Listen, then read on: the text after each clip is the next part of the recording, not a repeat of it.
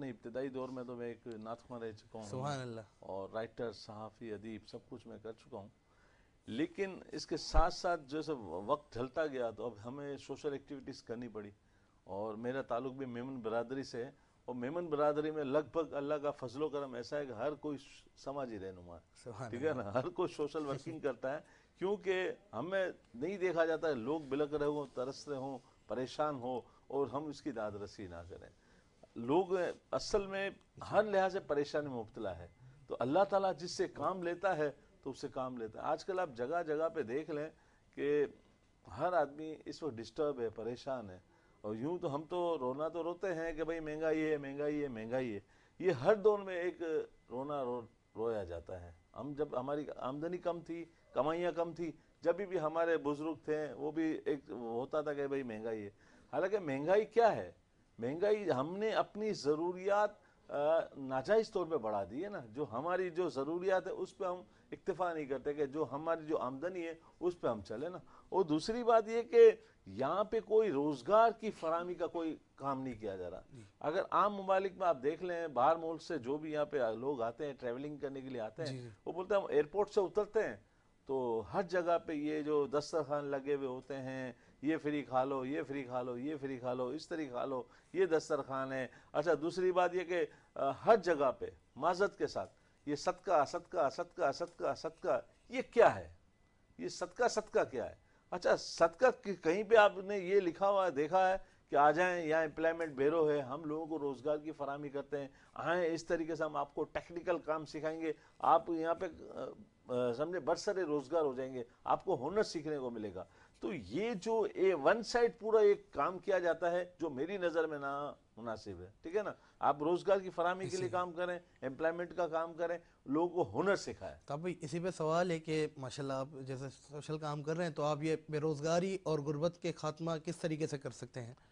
بے روزگاری اور غربت کا خاتمہ یہی ہو سکتا ہے نا کہ آپ کسی کو ہنر سکھاؤ. وہ کہتے ہیں نا مچھلی کھلانے سے بہتر ہے مچھلی پکڑنا سکھاؤ ایسا نا. ہی ہے. آپ بڑے بڑے سمجھے کہ آپ بڑے بڑے آپ کیمپ لگا لیتے ہو، آ جائیں یہاں پہ کھانا کھا لیں، یہ لائٹیں لگا لیں، یہ شور شرابہ کرتے ہیں. تو اس طریقے سے تو آپ جو خودداری کرتے ہوئے جو کام کرنے والے جو لوگ ہوتے ہیں، روزگار کماتے ہیں، اس کو تو آپ اس طرف راغب کر رہے ہیں. آ جاؤ یار یہاں پہ کھا لو. آپ یہ کریں آ جائیں اس طریقے سے یہاں پہ کام کریں، اس طریقے سے آپ محنت کریں. دیگر ممالک میں آپ دیکھیں مختلف ہنر سکھائے جاتے ہیں، کوئی کام سکھایا جاتا ہے، کوئی روزگار سکھایا جاتا ہے. آج کل کیا کام اگر دیکھا جائے لوگ بولتے ہیں کہ بے روزگاری کام نہیں ہے، حالانکہ دیکھا جائے تو کام ہے، کام کرنے والے لوگ نہیں ہیں نا ایسا ہی بھائی. ہے.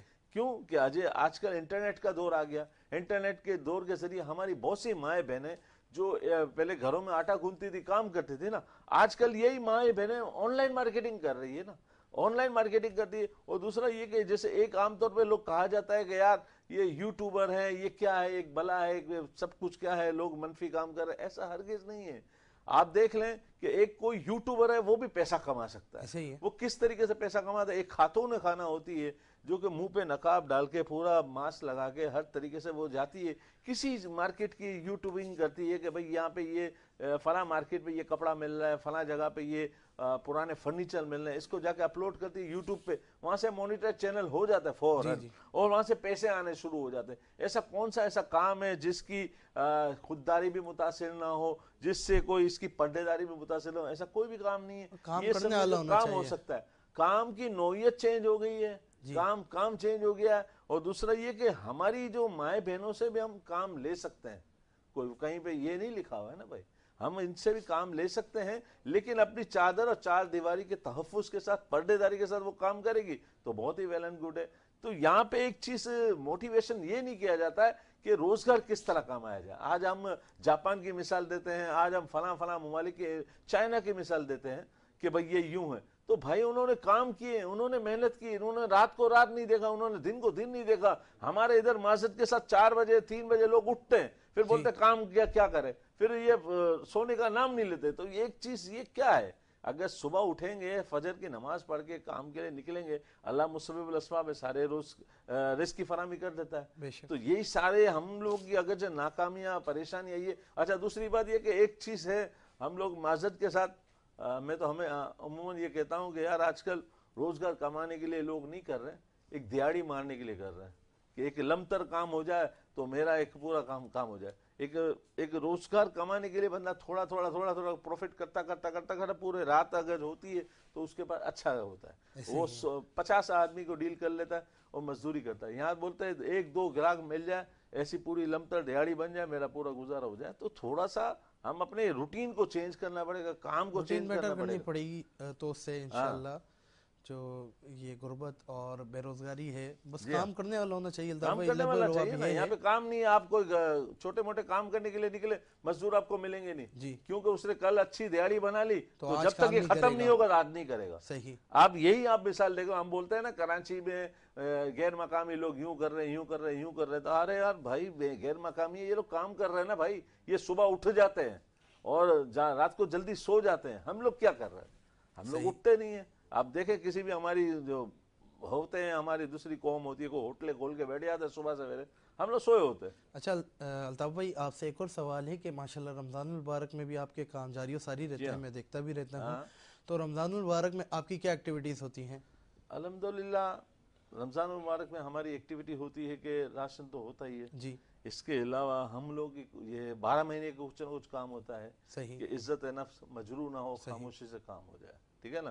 کسی کی کوئی بیٹیوں کی شادی کے معاملات ہوتے ہیں، کوئی کسی بیماری کے معاملات ہوتے ہیں، کسی بھی کوئی ٹریٹمنٹ کا ہوتا ہے، تو الحمدللہ سے کہیں سے بھی ہم فون کرا کے ڈسکاؤنٹ کرا دیتے ہیں. اگر اس سے پوچھتے ہیں کہ اس کے کوئی زکوٰۃ کے معاملات ہیں تو وہ ہوتا ہے. ایک ہمارا ایک سیٹ اپ چلتا ہے کہ آپ دیکھیں گے گل پلازا کے بیک سائڈ پہ امانت دار ویلفیئر کی جانب سے 10 روپے کا کھانا، 150 روپے کا کھانا 10 روپے فراہم کیا جاتا ہے. یہ سمجھے گا ٹوٹلی لاس ہی لاس ہے. صحیح. کیونکہ لاس یہ اس کا ایک لاک ڈاؤن کورونا میں یہ کام شروع کیا گیا تھا. آج الحمدللہ سال سے چل رہا ہے. ایک ہی پارٹی کر رہی، کوئی کسی سے پائے پیسہ چندہ نہیں لیا جاتا ہے، وہ ہو رہا ہے، اللہ چلا رہا ہے، وہ کام ہو رہا ہے. لیکن اسی طریقے سے میں تو ایک ہی بات کا ہمیشہ قائل ہوں کہ آپ لوگوں کو سستی چیزوں کی فراہمی کریں، سستی چیزوں کی فراہمی کریں. تو یہ سمجھے معاشرے میں جتنا بھی جو چل رہا ہے کہ جو لوگ بولتے ہیں کہ فری میں مل جائے زکوٰۃ خیرات فطرہ، اچھا زکوٰۃ کو لوگ وہ سمجھتے کہ یار بہت وہ ہے، کھانا چاہیے، ایسا نہیں ہے. زکوٰۃ ہمارے جتنے ہمارے بزرگ تھے، ہمارے آبا و اجداد تھے، وہ بولے کہ زکوٰۃ کا لقمہ کوشش کریں پیٹ میں نہ جائے. کیوں کہ اس سے جو انسان کے جو جسم کے خد و خال ہے وہ کمزور ہو جاتی ہے. لیکن زکوٰۃ کے جس کا حقدار ہے اس کو دیا جائے. اگر ہم حقدار نہیں ہیں اس کی تو حق تلفی کر رہے ہیں نا. جی. تو یہ ساری چیزیں. اور دوسرا یہ کہ ہمیشہ سستے چیزوں کی فراہمی کی جائے. آپ کھانا در پہ چلے جائیں، وہاں مستقل نوعیت کی کوئی نہ کوئی کام ہوتا ہے. دنیا میں کراچی میں گوشت بک رہا ہوتا ہے 1200 روپے کلو، وہ 600 روپے کلو دیتے. بھائی کیوں دیتے؟ بھائی کوئی غیر معیاری دیتے نہیں. ایسی پارٹیاں ہمارے مخیر حضرات ہیں، وہ بولا اتنا لاس ہے، 200 آدمی کا ہے، 500 آدمی کا، یہ چیزیں بیچو، یہ کرو. آٹا اس وقت پورے کراچی میں 800-900 روپے کا چل رہا ہے 5 کلو چکی کا، تو وہ 600 میں دے رہے. بھائی فلاں کی وہ کوئی کمپنی تھوڑی پرووائڈ کر رہی ہے کہ میرے برانڈ کا تم آٹا بیچو، نہیں میں اتنے میں دے رہا ہوں. ایک مخیر حضرات صرف نقصان کرنے کے لیے بیٹھے ہیں، کیونکہ ان کو فائدہ آخرت میں چاہیے، اللہ کے لیے چاہیے. کہ جیسے آپ کسی کو یہ زکوٰۃ دے رہے ہو، خیرات دے رہے ہو، فطرہ دے رہے ہو، اسی طریقے سے آپ نقصان کر کے بھی لوگوں کی پہنچ میں آ جائے گی. ایک چیز جب لوگوں کی پہنچ میں آ جائے گی تو یہ سمجھے کہ آگے جا کے بہت ویل اینڈ گڈ ہوگا. گوشت ہے، ابھی ایک نمائش پہ ایک کیمپ لگا ہوا ہے، وہاں پہ گوشت تقریباً یہ 780 روپے کلو بک رہا ہے. صحیح. تو یہی ایک سیاسی ادارہ ہونے کے باوجود یہ کام کر رہا ہے. لوگوں کی ہیلپ کرنے کا ایک ذریعہ ہے جس میں لوگوں کی عزت بھی مجروح نہ ہو اور لوگ آسانی سے معیاری چیزیں حاصل کر سکیں کم ریٹوں پر. کم ریٹوں پر ہے. ایک ڈسکاؤنٹ کا سوچیں نا، آپ کہیں پہ لاس کریں گے نا. اب ابھی حضرت نے کہا کہ بھائی کاروبار ہے، ہر آدمی پروفٹ کے لیے کام کرتا ہے یا بزنس ہے، وہ جو پوری اسٹرگل کرتا ہے نا. ابھی ہم بزنس کرنے کے لیے بیٹھے ہیں تو اس بزنس کرنے کے بعد ہم خود دیکھیں نا یار، اس کو پہلے لاس میں بھی دے دو گے کیا ہو جائے گا. ایسے ہی ہے. اب آپ پورا دن کما رہے ہو، ایک لاس جائے گا تو اگر ایکول کرو گے تو خود بخود ہوگا. پروفٹ مارجن سے ایکول کریں گے تو ایکول ہو جائے گا. جو لوگوں کے اندر سے جو دعا نکلے گی نا، بے شک وہ اربوں روپے خرچ کرنے کی بھی وہ بات نہیں ہوگی. ایسے ہی ہے. لیکن اس کی دعا نکلے، اس کی سکت میں آ جائے گی، اس کی چیزیں آ جائے گی نا. آپ کسی کو دیں، ہاں بھائی 3000 کا راشن ہے، ٹھیک ہے نا، آ جاؤ 2000 روپے کا. کوئی اس میں وہ نہیں کہ بیچارہ کر کے بھی نہیں یار، اس کو ڈسکاؤنٹ رعایت میرے بھائی کو، میرے عزیز و قریب کو جس طریقے سے ہم دیتے ہیں اس طرح کا. تو یہ جو چیزیں چلے گی آپ خود بخود دیکھیں گے تبدیلی آئے گی. بڑے بڑے ادارے یہاں پہ کراچی میں کام کر رہے ہیں، چونکہ رفائی ادارے ایک آواز لگاتے ہیں تو لوگ کہتے ہیں کہ یار یہاں سے فری میں بسیں چلا دو, یہاں پہ یہ یوں چلا دو. تو یہی چیزیں اگر کراچی ہے نا, کراچی تو ماشاءاللہ ہاں دل کا ڈسکاؤنٹ بڑا ہے نا بھائی, کراچی تو ہے نا, کراچی ایک اگر آپ دیکھیں پھلتا پھولتا, یہ کراچی کا غریب عوام بکرے کا گوشت کھا رہا ہے. جی لیکن اگرچہ یہ چیز ہم سالن سسٹم کریں, جب ہم یہ چیزیں چل رہی تھی ہم نے بھی کہا تھا آپ ڈسکاؤنٹ میں چیزیں بیچیں. ڈسکاؤنٹ میں چیزیں بیچنے سے یہ ہوگا کہ جو ہے جو مہنگائی کا خاتمہ آٹومیٹک ہو جائے گا. ٹھیک. اس وقت دیکھیں نا, جو اگر سبزیاں جو چل رہی, یہ ملک زرعی ملک ہے, اس زرعی ملک میں ہماری جو سبزیاں آلو پیاز کیا ریٹ چل رہے ہیں, کیونکہ یہی وجہ ہے نا کہ ہم لوگ اس کو مہنگے سے مہنگا تر بیچ رہے ہیں. صحیح. ماشاءاللہ الطاف بھائی, آپ سے ہماری گفتگو جاری و ساری ہے, علامہ صاحب سے بھی. یہاں پر ناظرین اکرام وقت ہو جاتا ہے ایک چھوٹے سے بریک کا. انشاءاللہ بریک کے بعد حاضر ہوتے ہیں آپ کا میزبان بابر مغل کے ساتھ.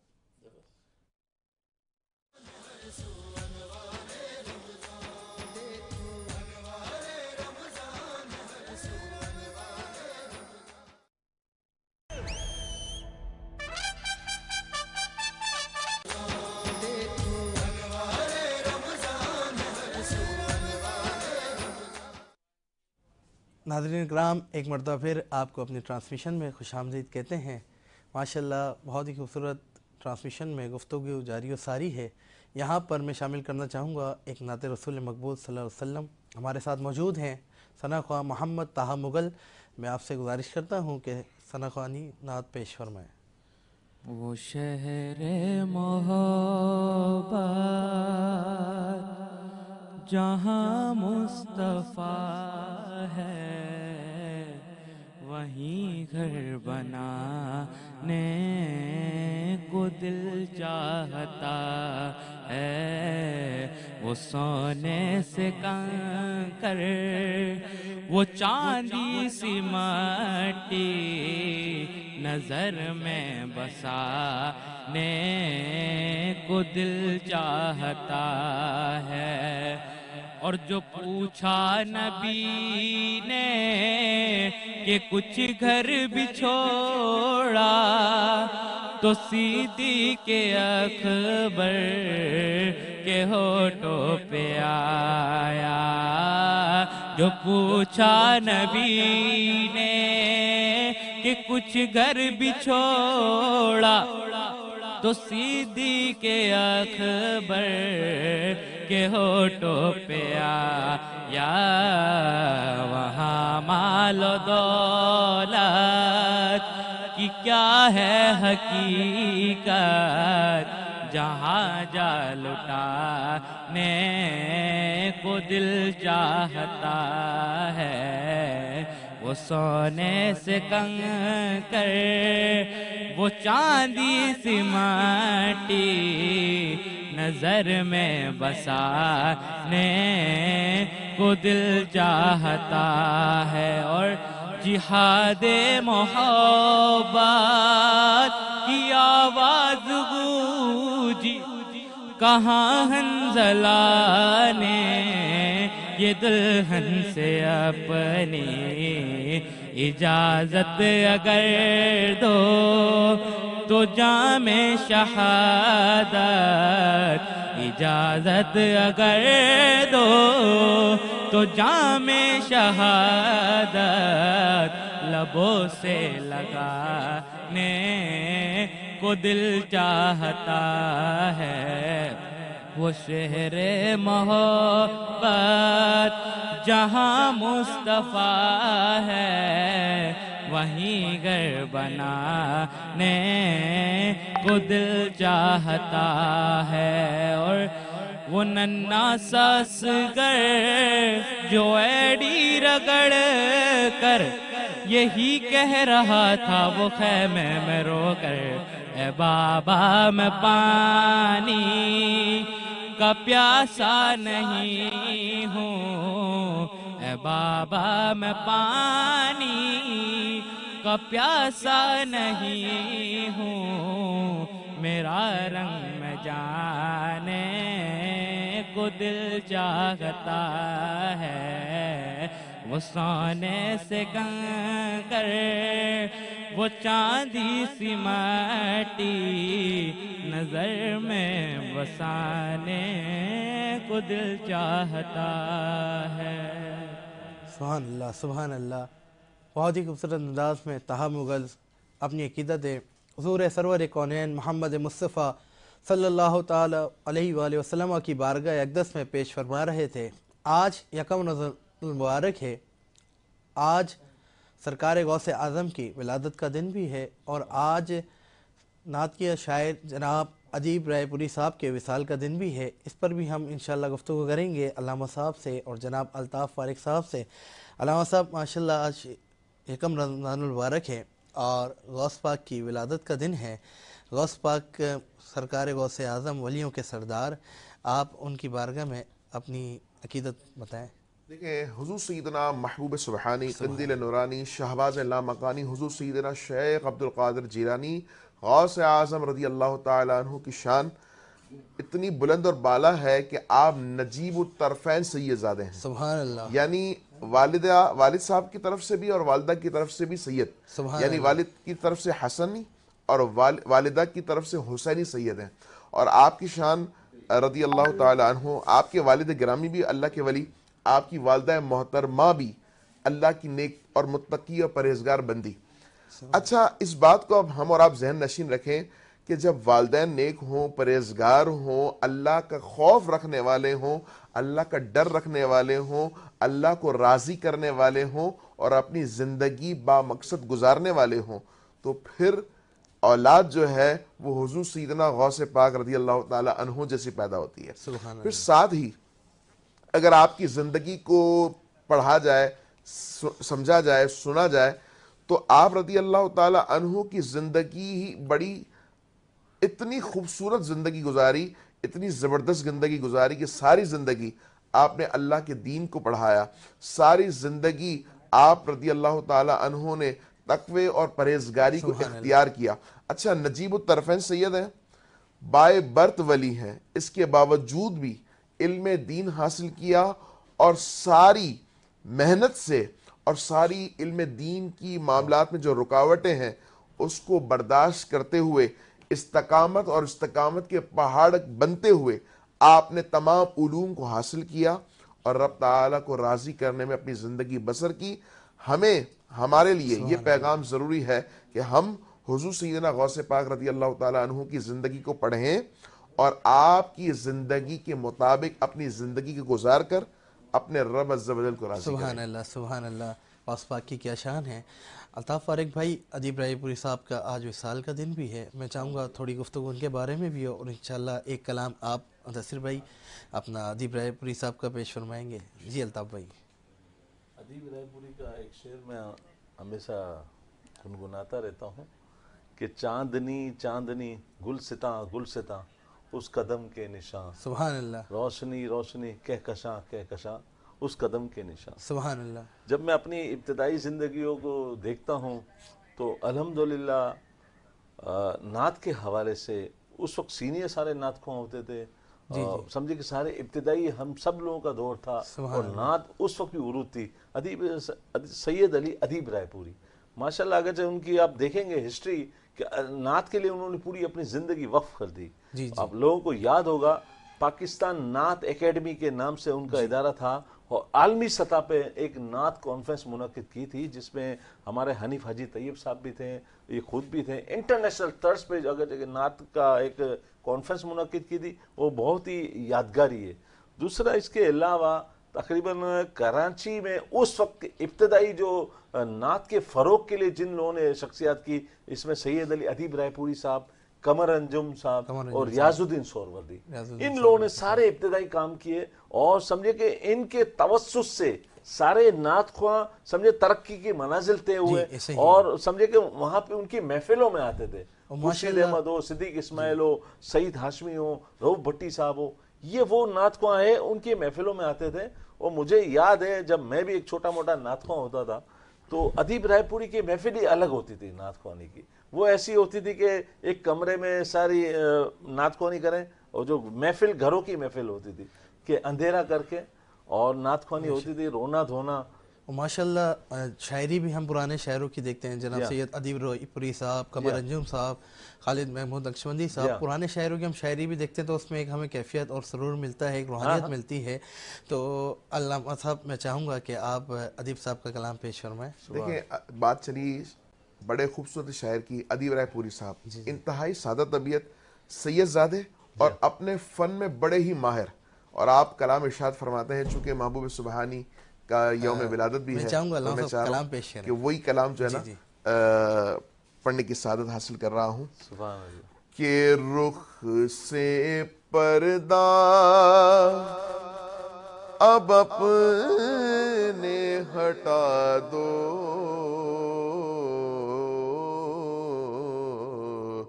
جالیوں پر نگاہ جمی ہے، اپنا جلوہ اسی شب دکھا دو،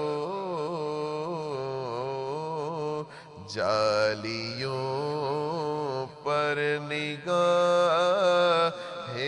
جمی ہے. ایک مجرم سیاکار ہوں میں، ہر خطا کا سزاوار ہوں میں، میرے چاروں طرف ہے اندھیرا، روشنی کا طلبگار ہوں میں، ایک دیا ہی سمجھ کر جلا دو.